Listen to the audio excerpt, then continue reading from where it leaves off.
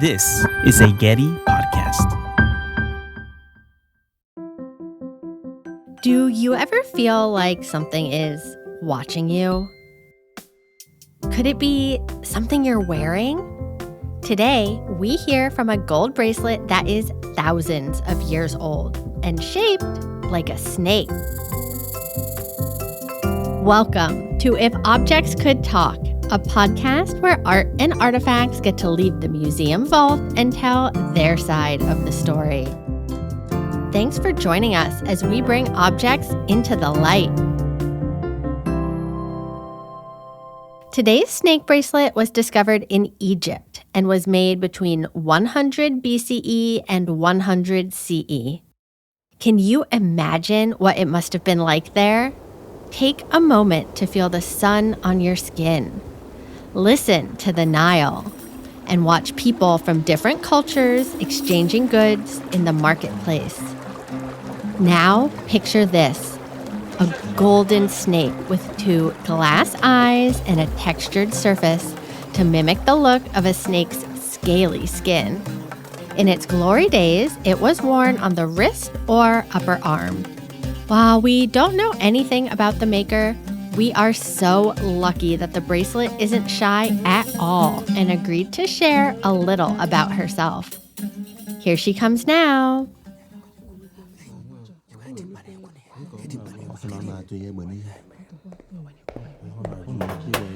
Oh my goodness, can it be any brighter in here?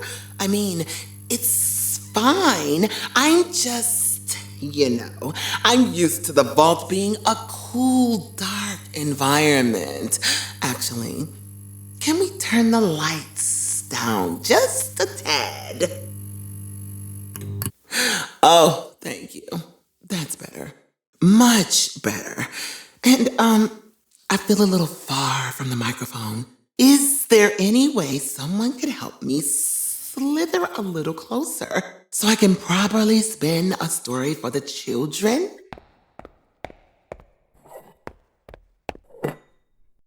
Oh, thank you.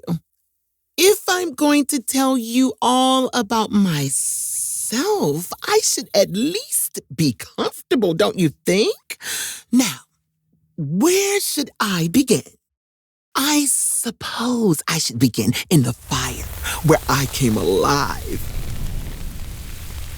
I was once a small nugget of solid gold, but I was heated and turned into hot liquid gold. I remember cooling down and found myself in a new shape. Then I was hammered and stretched into another shape. And then my end was coiled to form my tail. They twisted me into big loops like, what's that thing you snack on nowadays? With the salt and it's bread and you have it with yellow sauce. You know. Pretzels, get your pretzels here. A pretzel, yes. They twisted and coiled me like a pretzel.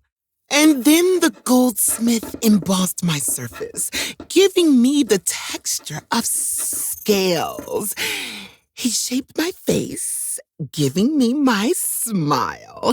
Then he gently inserted my glass eyes, and poof! I was myself, a golden snake bracelet of the highest quality. And I know what you're thinking about me. I'm a talking golden snake bracelet. I must be sneaky or something like that. But I'm not.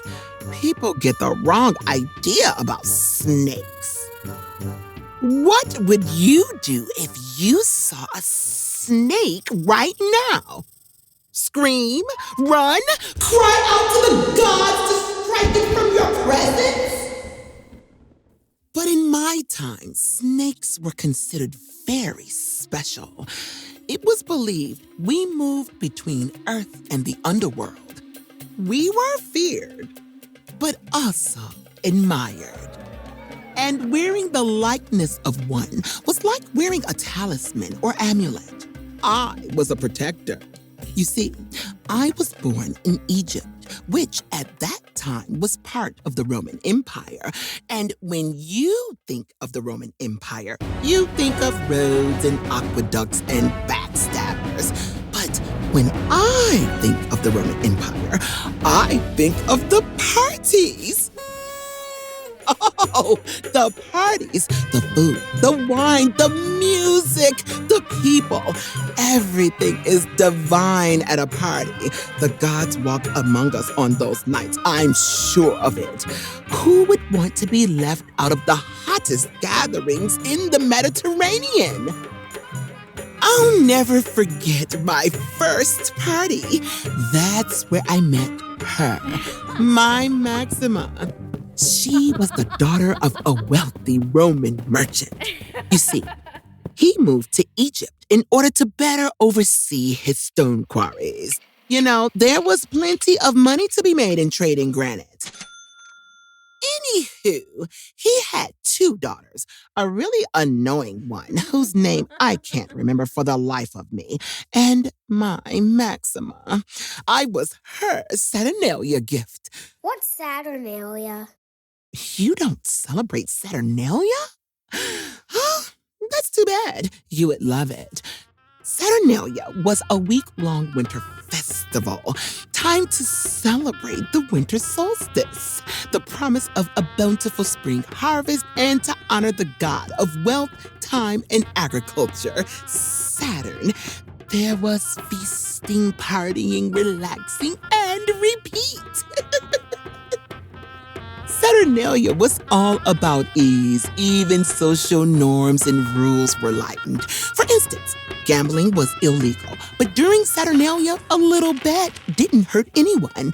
And dress codes were also loosened, which was disappointing because fashion is very important. People also exchanged gifts, which is how I bring this back to me. Maxima wore me on her arm, a symbol of her wealth, her status, and her father's favor. Maxima loved me. I matched her golden earrings and necklace perfectly. She had such beautiful things. When she wore me for the first time, my golden body coiled around her upper arm, I was warm again. The first time since I was a hot pool of liquid gold. Maxima's skin was balmy from dancing, being alive and loved on that perfect December night. Candles were lit to make sure the festivities would not extinguish in the dark. And in the candlelight, Maxima and her friends and family dined on boar, root vegetables, fresh fruits, nuts, and cakes. They also played games, wore silly hats, and talked about how they should stay up all night long and take the party to the streets with song and dance.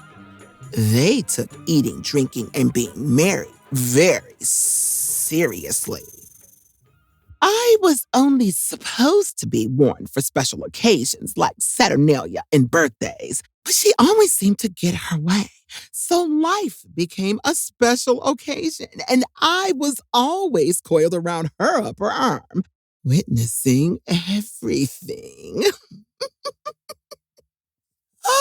There isn't enough papyrus in the world for me to have written down all the wonders I've seen, but this is nice, having a brief record of my side of things. And since I'll be around forever, maybe I'll share another story another time. For now, I must rest so that I can dream of parties by the Nile. Will you dream of it with me?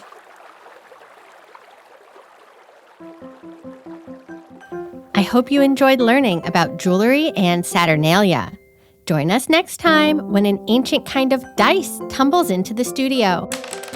To see photographs of the snake bracelet and learn more, visit our website at getty.edu/podcasts. This episode was written by Tokara Elise and produced by Zoe Goldman.